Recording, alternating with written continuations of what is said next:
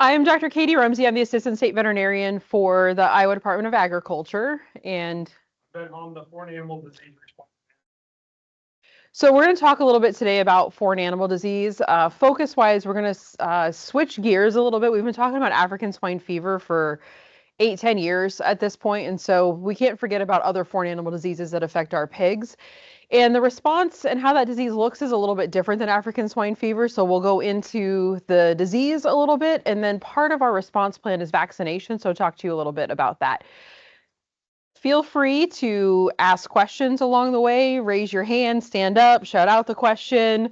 Rather have a little bit of interaction than me just kind of yap at everybody. This is the 4th time we've given this presentation, so I think I can maybe give it in my sleep. We'll see here. Okay, so we'll start out with what is a foreign animal disease? Does anybody know? Right there. Somebody does. You didn't have to tell me what it was. You just had to know. But it's not known to exist in the United States, or it's not supposed to be here. So something like avian influenza right now, it exists. It's been here 2015 for a while. 22, it's really set up shop, and we're having a really hard time getting rid of it. Iowa's been pretty lucky that we haven't been hit hard at the end of 25 and the beginning of 26 like some states have been, but we had 2 backyard flocks yesterday. So spring migration is starting to come back. It's got a wildlife reservoir. Some of these do have a wildlife reservoir, some of them don't, but that can make it a little bit harder to control these diseases. But the big thing is that they're transmissible. They can go from animal to animal, and it could affect, depending upon what the disease is, different species of livestock. Some are specific to pigs, African swine fever. Some of them, like foot and mouth disease, it can be our cattle, our sheep, our goats, our pigs, our white-tailed deer. And so it can be a lot more difficult to control because of the amount of species that it goes through.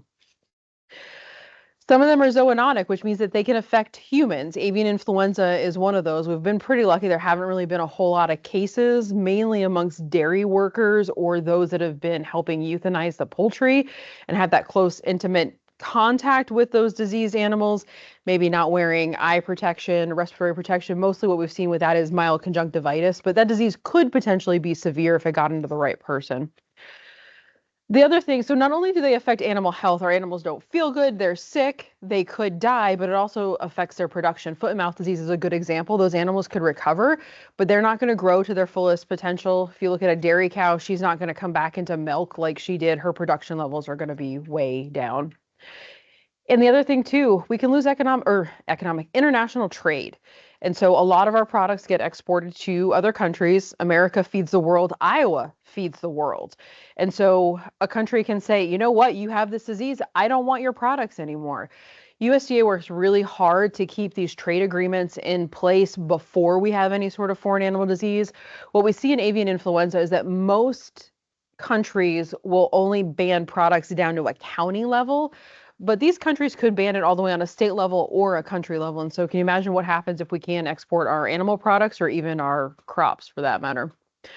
Avian influenza 22 through 24 costs $3 billion. And if you add 25 into that, probably closer to 4.5 by now. It's a lot of money. So we already talked about this a little bit, but this is a list of foreign animal diseases and the different species that it can affect. So some other ones to know, Japanese encephalitis is one that there's been outbreaks in Australia recently. That's one that affects a unique group where it is zoonotic, but it's pigs, horses, and people. So that's a unique combination there. Foot and mouth disease is really, it sticks to the cloven-hooved or the two-hooved animals, and so it doesn't affect horses, but that kind of makes sense. This combination here is a little odd. Screwworm, which is the bottom one that some of you maybe in the back can't see, but that is a flesh-eating maggot. It eats live flesh, not dead flesh like most of our maggots. Has been really controlled down to South America for a very long time. But because of modernization, deforestation, increased roads, increased travel, increased people and livestock movement over the last little bit, it's been able to creep up through Central America and now Mexico. Keep getting case reports every day to every couple of days of new cases in Mexico about 200 miles from the Texas border. USDA is really trying to help Mexico keep it down below the Mexican border, but Texas, Arizona particularly, those border states are really on high alert. There is a lot of livestock that accidentally, well, or purposely crosses the Rio Grande River. There are people that ride that on horses and either push them back or gather them and then treat them. But that's one of the ways that we could potentially get screwworm. It could be animals that have it and it wasn't detected. Right now, the border's closed to cattle, and so we're not seeing that cattle movement. However, another risk might be dogs coming across the border. So people take Fluffy with them all the time as they travel. We see a lot more pet travel, and so that's a concern as well. So unfortunately, it's not just one disease that we have to worry about. It's lots of different diseases, and we have to be prepared for them. So how do we prevent a foreign animal disease? What does somebody think one of the best ways to prevent a foreign animal disease is? One word. Anybody? Nobody wants to answer? Yeah, exactly. Biosecurity. And so here it lists biosecurity plan. Plans are great, but if it's just this piece of paper and I don't review it and I don't update it and I don't make sure that everybody is practicing it, what good is this piece of paper? It's not. So biosecurity, there's a lot that goes into it. Having a plan is great. Reviewing that plan is great. Making sure that you're practicing it, making sure that there's somebody that's in charge of making sure that everybody else is practicing it. As humans, we can get a little bit complacent. We kind of get into our routines and everything, or gosh, I just have to run in there really quick. So you don't think about something like putting on my, barn specific shoes or putting on foot covers. That's how you can accidentally track something in. So just make sure that you're really tightening up your biosecurity. Have visitor restrictions. Think about, does this person need to be, one, on my farm? Two, do they need access to everywhere? Three, do they have to go in with the animals? Because those visitors, you don't know where they've been, you don't know what they've been doing. And so if you can limit and control where they're at, that really can help. And that can be a good portion of your, a good part of your biosecurity plan. If you've got animals that are coming in, either new animals or animals that have gone to shows or fairs or exhibitions, that's where you can be bringing things into your farm. So have a quarantine area that's separate, care for them separately if at all possible, or care for them last at the end of the day. That can really help limit spread from those animals coming in. I equate fairs to kind of kids at a daycare. Everything's commingling. They're all touching each other, nose to nose potentially. People touching all of them, and so it's a great way to spread and share germs. If you have sick animals, isolate them away. Also care for those guys last as well. So care for your healthy animals first, and then care for your sick animals. And that way, you're not bringing something from those sick animals to the healthy animals. And then the other thing too, disease control programs. Make sure that your animals are healthy. Keep up with your vaccinations. Keep up with your preventatives because they're less likely to get sick. And then the other thing to think about is overseas travel. So as an example, the Dominican Republic has African swine fever. It's really close to Puerto Rico, really close to Florida. One of the things that I would avoid doing there is leaving the resort because of lots of reasons, but going to a farm there or bringing home pork products, that is one way that, the African swine fever could accidentally be brought here into the United States. If you do have contact with animals overseas, make sure you've got downtime, make sure that any clothing or footwear that you bring home with you gets washed. If Fluffy the pet goes with you, make sure that they get a bath and anything that they have, whether they've got bedding or a carrier, that gets washed as well. You just don't want to be bringing anything home with you. Okay. Really the key to foreign animal disease detection is you guys. You see your animals every day. You know when something is off. You know when something is amiss. Your veterinarian as well. We don't know what's going on unless you call us and you tell us about that. And so you're the first line of defense, not only to not let it on your farm, but also if you see something, say something. Let us know about that. You can report it to the state animal health official in Iowa. That's the state veterinarian, or IDALS, the office that we work for. So I get phone calls. Dr. Kaizen gets phone calls. Sometimes it's the front desk that gets phone calls, but if you don't know, just call us and would rather talk about it. USDA, we have an area veterinarian in charge. He covers Iowa and Missouri, so sometimes these phone calls come into him as well. Reasons to call us. You have suddenly a lot of animals that die. In avian influenza, what we see is that there'll be 2 birds dead, then 4, then 100, then 1,000. It's usually about when we get to 1,000, all of a sudden it's a lot that we'll get that phone call. but it happens pretty quickly. If you just all of a sudden you had a bunch of healthy pigs and now all of a sudden there's a lot that are sick and it just doesn't look like something that you would normally see, you'd want to give us a call about that. Sudden increase of abortions is another reason for that. Blisters or vesicles around the nose, the mouth, in the mouth, on the udder or teeth or the feet, those are reasons that we would want to be called. What in pigs can cause blisters that's not a foreign animal disease that maybe some of you have seen? Seneca, yep. And so can I tell the difference between Seneca blisters and foot and mouth disease blisters just by examining the animal? I can't. And so that's why our tests come into play. We need to go and get swabs. If there are fluid in the blisters, we want to get that so we can see, is there foot and mouth disease virus in there? Is there Seneca? Sometimes when we test these pigs, we don't get a positive on either one of those, and it's something else that's causing it. Unusual ticks or unusual maggots, especially with screwworm knocking on our door, we're really concerned about maggots. And then neurologic illness is something else that we can see. So they may be tilting their head, they might be kind of walking in a circle, staggering, stumbling, anything along those lines. This is a reason to give us a call. I'd much rather send somebody out to look at your animals and say, oh, not a big deal, than be the person that misses it. So I'm sure you guys are all aware, we're sitting right here in Washington County with all the pigs, but we have a lot of livestock of all species all around Iowa. And so controlling foreign animal diseases, especially those that affect our pigs, but also our other species of livestock, is really important. But this map just kind of lays out where the different species are and how much. We've got a little bit of everything up here. Sioux County is really densely populated. This map, you probably can't see it very well, but basically what it is, it equates one animal unit as 1,000 pounds of animal. And so we have about 7.3 million animal units in Iowa as of 2022. Just some idea of some of the inventories of the amount of animals that we have. So this has got cattle, sheep, pigs, and then turkeys in there, but really to focus on the amount of animals that we have that can be affected by foot and mouth disease. Know you guys know that we're number one in pigs, but does anybody know that we're number one in eggs? So we're the number one laying state. We're up there. Turkeys were number 7, sheep and lambs. Really the top 15 for just about everything. The one thing that we lack is broilers. We have some broiler chickens here in Iowa, but not very many. Most of them are near Nebraska, with Lincoln Premium, but there's some other broilers that we have. We just don't have a huge population of them. And then our crops, corn and soybeans, a lot of that goes to feed all of those animals too. And so when we get a disease that affects, all of our cloven-hoofed animals, that can really be devastating. Agriculture employs Iowans.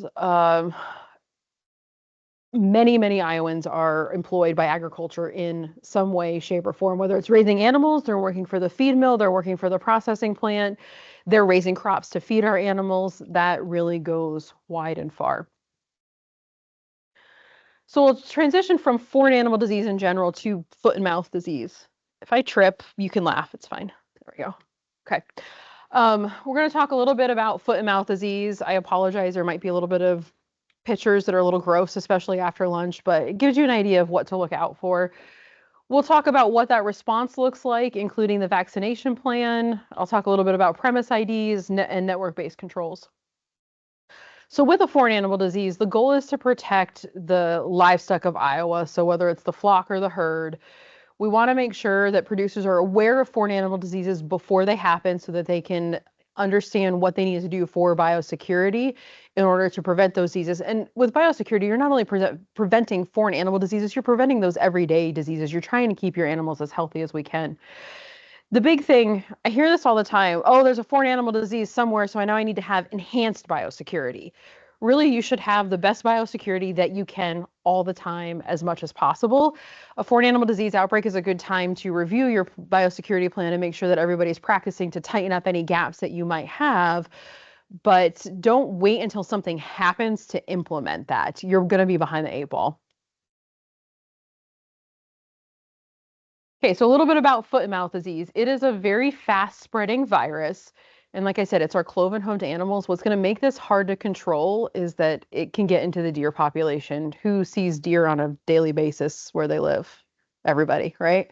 We've got a lot of white-tailed deer here. And so if it gets a foothold in that, I think this is going to be a little bit harder to control. But cows, pigs, sheep, goats, deer. The disease looks a little bit different in those species, and I'll get into that.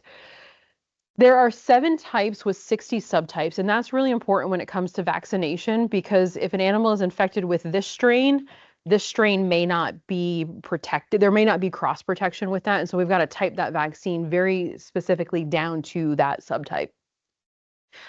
We'll see symptoms 2 to 14 days after infection. It's usually a little bit less than the 14 days, but in some animals, especially if they get a really low dose, it may take that long to see any symptoms. It's been around for a really long time. It's been around probably since before the 1890s, but that's when we figured out what this disease was. It is not zoonotic, so there's no risk to human health, so that's one thing that we have going for us.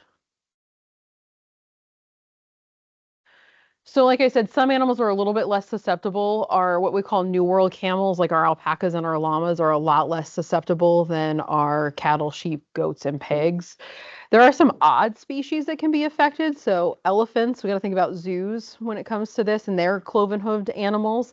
And weirdly enough, hedgehogs. So if you had an outbreak on your farm and you had a hedgehog as a pet, it could potentially be affected. Does anybody have a hedgehog? I don't see those very often. And then horses are not susceptible. And so there's another vesicular disease that causes blisters. It causes it in horses and all these other species. It's called vesicular stomatitis. We see outbreaks in the Southwest US every once in a while. Horses are affected by that. So that's one of those kind of key indicators that can lead us down the path of, oh, this isn't foot and mouth disease because our horses have blisters. So cattle are the ones that get affected the most severely and the quickest. And they're kind of our main concern with this. But pigs, it says best amplifier. So what does that mean? They're really good at making virus, and they can make a lot of virus. Those little blisters that are on their snout or on their feet, millions and millions of viral particles that are in there, and when they break open, it can spread. And then sheep, they get it. You might miss it in them. They might have a blister or here, 1 or 2 here or there, not really very many. They may not look sick at all, and they're going to spread the disease. And the shedding can happen for quite a period of time after they've recovered from disease. So that's something else that we have to think about. Just because the animal's recovered doesn't mean that it's not spreading it. So a little bit about FMD and where it's at. These red areas, probably can't see the red pointer very well, but Asia and Africa is where it is endemic. We see cases around that pop up here and there. South America for a long time had a problem with foot and mouth disease, but they've been able to declare freedom by stamping out affected farms and then vaccinating around them. And so some of these countries are starting to step away from vaccination a little bit, but vaccination is very, very common, especially cattle in South America. And then luckily here, the United States and Australia, we are foot and mouth disease free, and let's hope we can keep it that way. So have there been any recent cases? About a year ago, Germany and then Hungary and Slovakia had cases. So Germany was an isolated case. Hungary and Slovakia were related. They share a border with a river. The German case was some buffalo. It was an isolated herd, not really a whole lot around it. And they were able to stamp it out really quickly. They never really figured out where it came in from. Hungary and Slovakia spread to multiple farms. They share that river border, and it was 2 different types between Germany and Hungary and Slovakia, but they did use vaccination to help stamp it out. And so around those herds in that geographic area, they vaccinated around it and were eventually able to eliminate it. Took them a little bit longer to do it. I think so. Okay, so how do we get rid of this virus? It can survive in the environment for a little bit of time, but it doesn't like low pHs or high pHs. Sunlight can somewhat kill it. So on a sunny day like this, it's helpful. Most of our disinfectants will work to get rid of it, but if it's cold or if there's organic material, so think feces and dirt and that sort of thing, it'll survive in that pretty well. So that moist, organic, rich environment, think maybe your pits, it's where it could survive at. It also survives pasteurization, the way that we regularly pasteurize. That's really something that we have to think about in the cattle, particularly because it can be spread from mom to calf, or we can spread it to the calves if we're feeding them unpasteurized milk. And if it's just pasteurized at regular temperatures, regular pasteurization, I think, is 135 degrees, and this needs 158 to be able to kill it. So we've got to use ultra high pasteurization. Foot and mouth disease can be really economically devastating. We've got direct impact and then we've got indirect impact for that. So direct impact, we lose production of our animals. Like I said, they may not make their full potential growth-wise. They may not produce enough milk to raise their offspring, or in the dairy cattle, we may not get as much milk. We can also lose some animals with this disease. And then there's the indirect cost. So what does it cost to get rid of it? What does it cost us in trade where we don't have markets to sell our products to? And there could potentially be some consumer fear. We saw this a little bit with avian influenza when it came back. And one of the things that we really do messaging wise is that this is not a food safety concern. Cook your products like you normally do, practice normal food safety, but it could potentially become a problem. This isn't a food safety concern. It's not a zoonotic disease, and we'd really want to stress that messaging to keep encouraging everybody to eat these. This estimate is from a couple of years ago, but $188 billion if we had an outbreak here in the United States. So how do they get it? This virus is in basically every bodily fluid that can come out of our animals. So think about sneezing, aerosolization if they're coughing, blood, urine, feces. The virus is found in all of those particles. The thing that makes this a little bit different from African swine fever is that it's aerosolized. And so as those animals are kind of coughing or hacking, those viral particles can get in the air and it can travel up to 10 kilometers. So that's about 6 miles. That's quite a ways. How many have another swine farm that's 6 miles or less from them? Or cattle? Yeah. There's probably not very many places in Iowa that we don't have one of these susceptible species that's not within that range. If we feed an infected animal or their parts to another animal, they can also get it that way.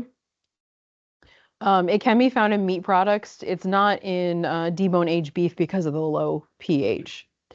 And then I think a big one that we all need to think about is fomites. Who knows what a fomite is?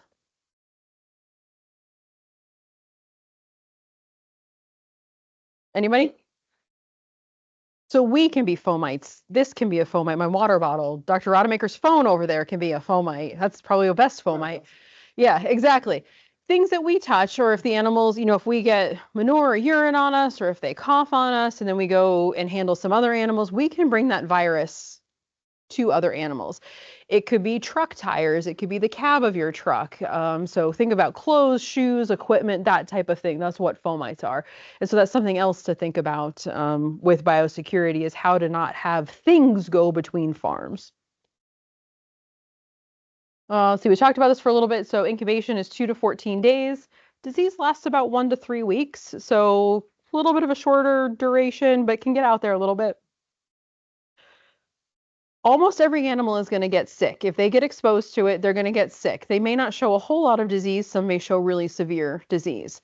There's going to be some death loss with it. It's going to be mainly the young, or if you've got elderly animals, or if they've got some other disease going on. The young are more affected because it also affects their heart. It doesn't seem to do that in adult animals, but they get this necrotizing myocarditis. So basically their heart just becomes super inflamed. And then we'll see them die. So you can see upwards of 20%, sometimes even higher than that, of your young animals. So You talk about urine.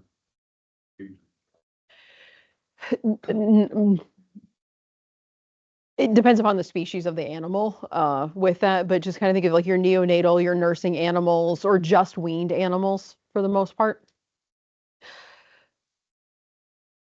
Like I said earlier, the disease looks a little bit different depending upon what species it is, but also the disease can look different amongst the different serotypes. So we said that there's the 60 versions of this essentially. So you could see mild disease to severe disease depending upon what one they're affected with. So what do we see for clinical signs? A lot of these animals at first just don't feel good, and that's because they have a fever. They just are not, they don't want to really do anything. Maybe don't want to move around. You can see milk production drop. Sometimes that's more noticeable. Sometimes it's just noticeable because you're seeing maybe if they're nursing those animals, not the baby's not gaining weight. You can see this blanching of the coronary band. So where the hoof meets the fur, there's this band and it becomes very, very white and very, very prominent. Some of these animals, especially in cattle, will drool profusely. It's just really coming out of their mouths. Everything is just wet.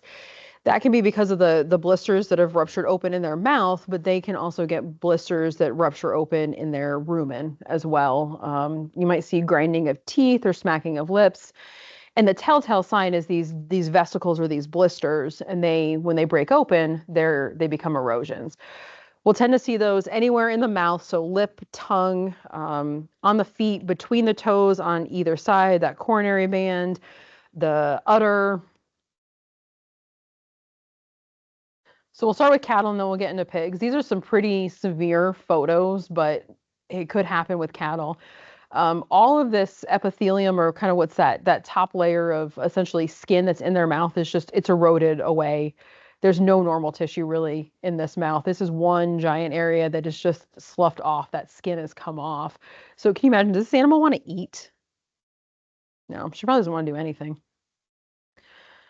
These are the blisters or the vesicles. This is a pretty good one here on this cow. It's got a, kind of a big bubble on top of it. Here's another one that's maybe just starting to form here. But it's probably hard to see all the shininess here, but she's drooling quite a bit.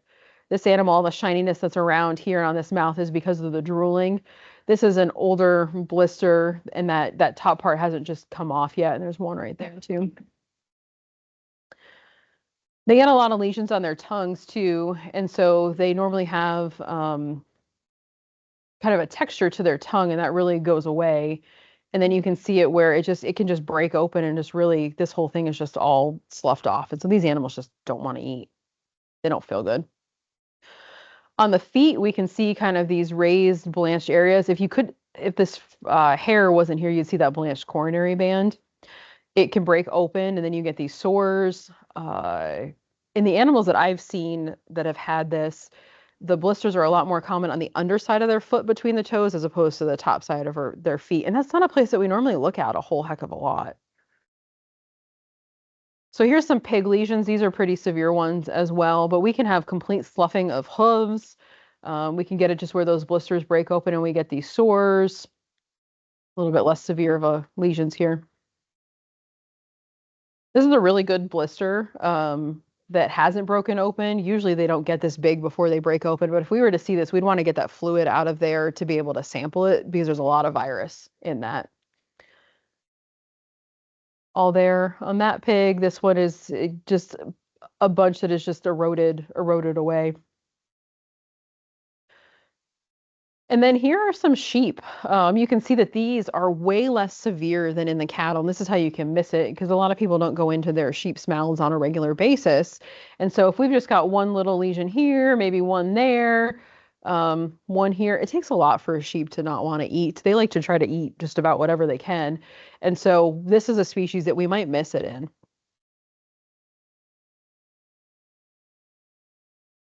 Okay. So what happens when we suspect that there's a foreign animal disease? That's when IDALS or USDA gets a phone call. We talk to the producer, we talk to the veterinarian, and we've got an indication or a suspicion that something's going on that's not normal. Pigs with blisters is pretty frequent. Probably do 75 or so vesicular investigations on pigs every year because it's usually Seneca, but we don't want to miss it. We don't want to be it's just Seneca, it's not a big deal. We want to make sure that it's not foot and mouth disease and we want to test it. And so when we get that phone call, we're going to send out a veterinarian who has been trained in diagnosing and collecting samples of these diseases. We call them a foreign animal disease diagnostician. And they're going to come out, they're going to collect samples, they're going to talk to you, kind of get an idea of what's going on. We're going to send those samples to the lab. We're going to send them to Iowa State Veterinary Diagnostic Lab. We're also going to send a second set of samples to a USDA lab. We want 2 sets of samples to confirm that we actually have a foreign animal disease. And then we're going to lock down that site. Nothing's going to leave from that.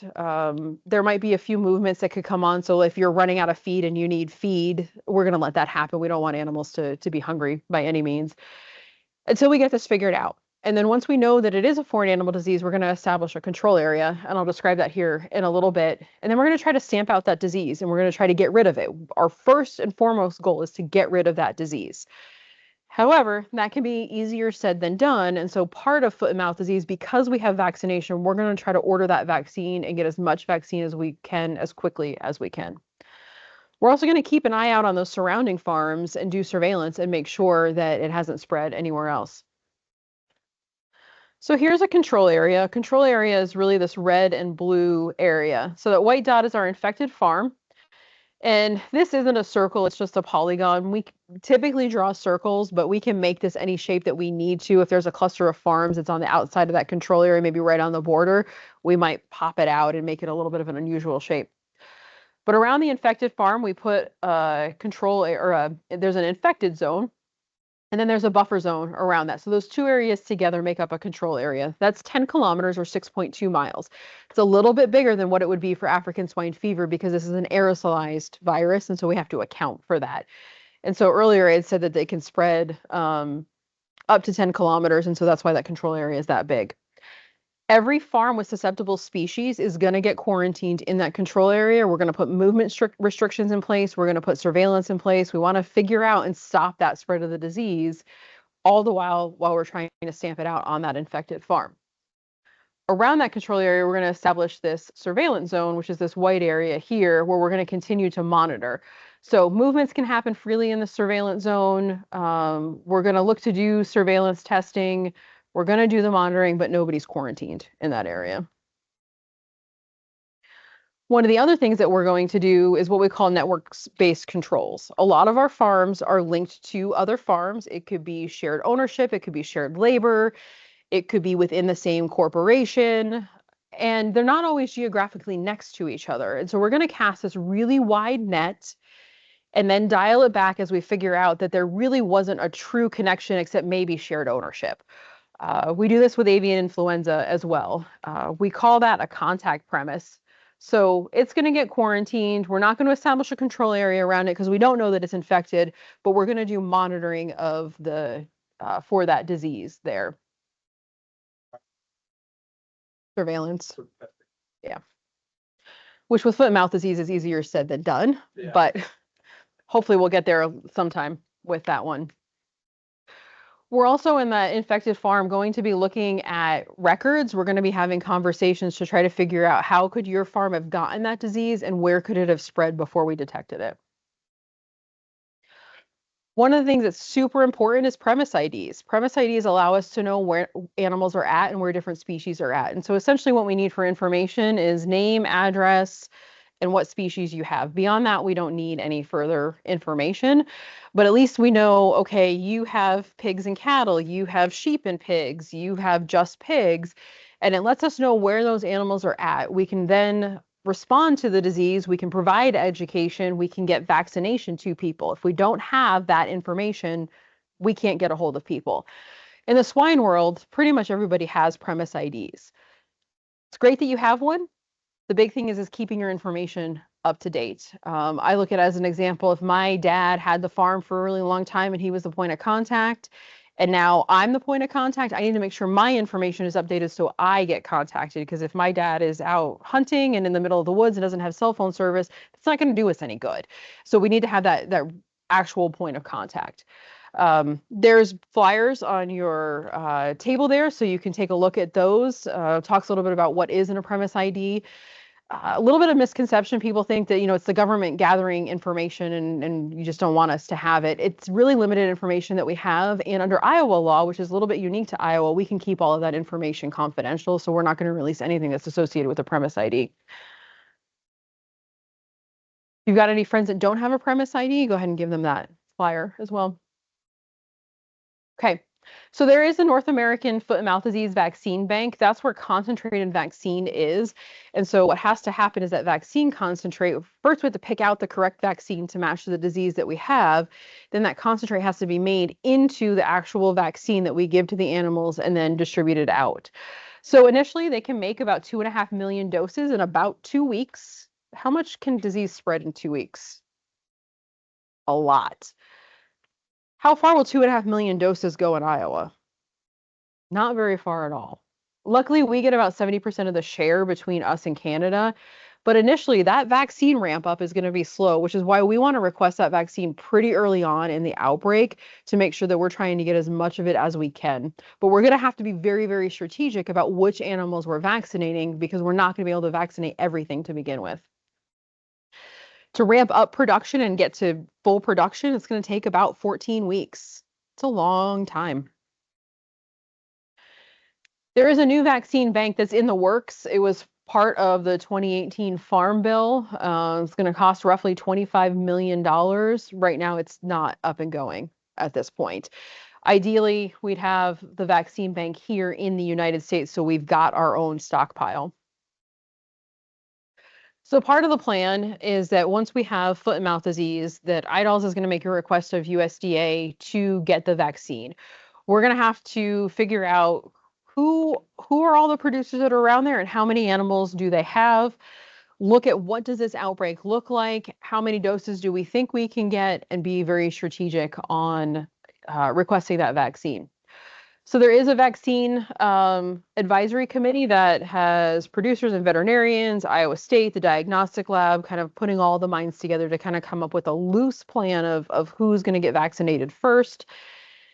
And that's before the outbreak. But during the outbreak, there's going to be a small group of people that are going to look at what that outbreak looks like and then decide who gets vaccines. But again, if we don't know where livestock is, how do I get them vaccine? I can't. So that's where those premise IDs really come into play. It's a written request that we have to submit. It's a pretty lengthy document that we have to fill out and justify why we want vaccine and how much we want. When we start with vaccinating, that plan may change. The outbreak can very well change. So just because I order vaccine today, it may take me, 2 weeks, 14 weeks to get that vaccination, and things may change. And so that plan needs to change. And so one of the things that we have to be prepared for is to pivot with that.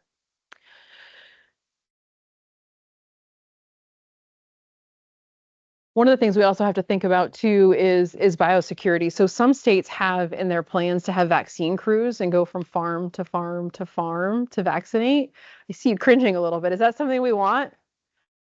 Probably not. One of the things that during a disease outbreak, we really, really want to limit those movements of those animals and the people and anything else that's coming and going from these farms. And so part of our plan is to really rely on accredited veterinarians and the producers to vaccinate the animals. How many people vaccinate their own animals?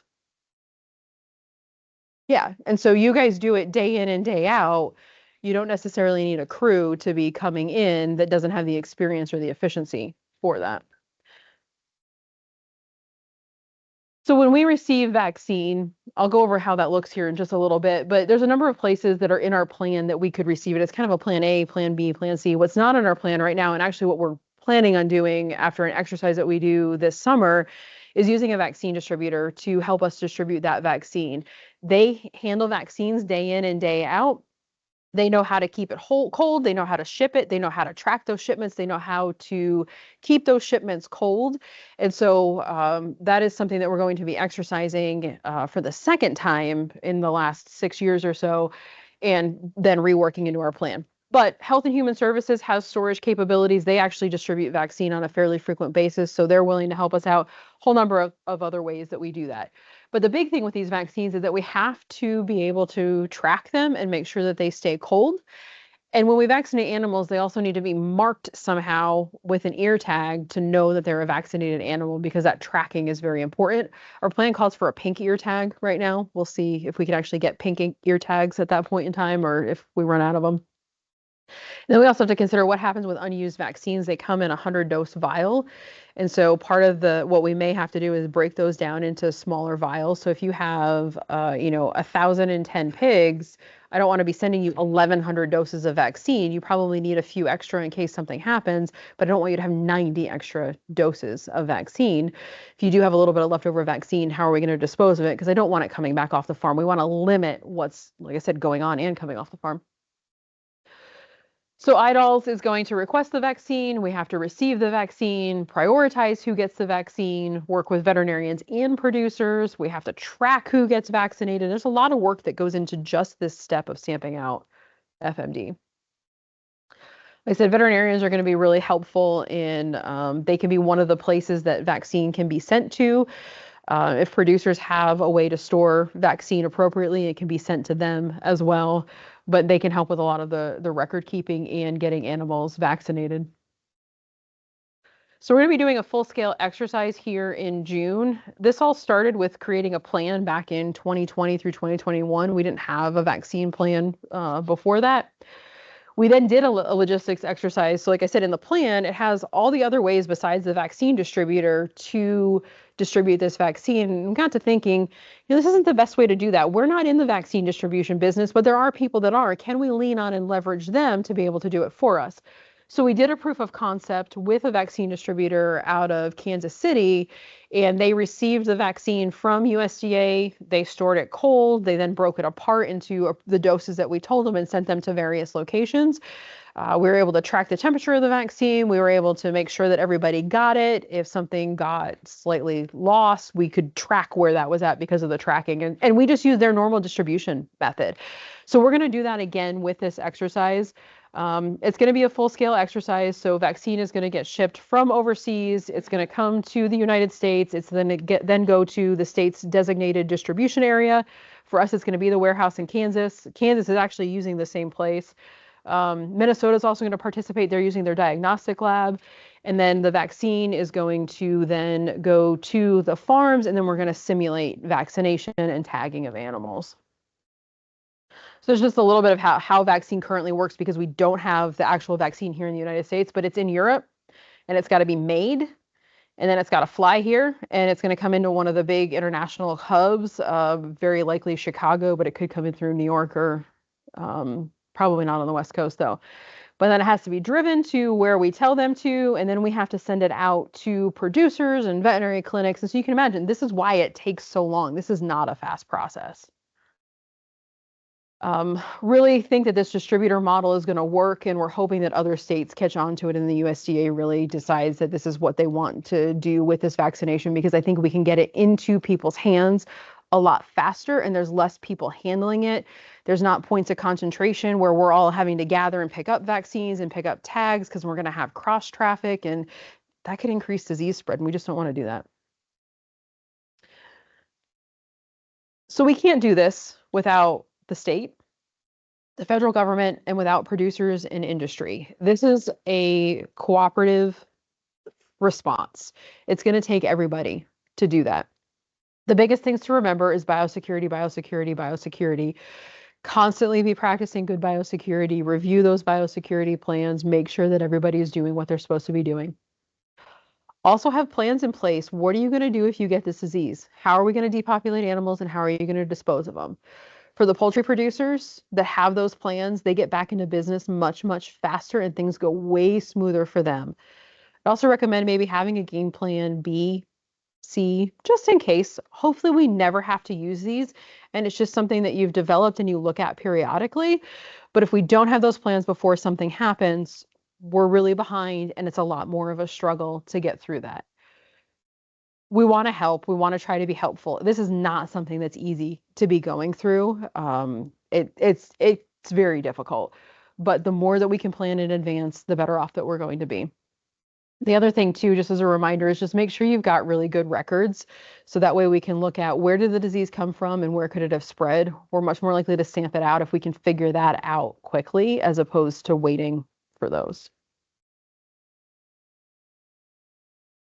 This is IDALS office phone number. It's actually Animal Industries number, and then our after hours number. Somebody answers that all the time, 24/7. So if you've ever got something that's suspicious, you can give us a call and let us know about that.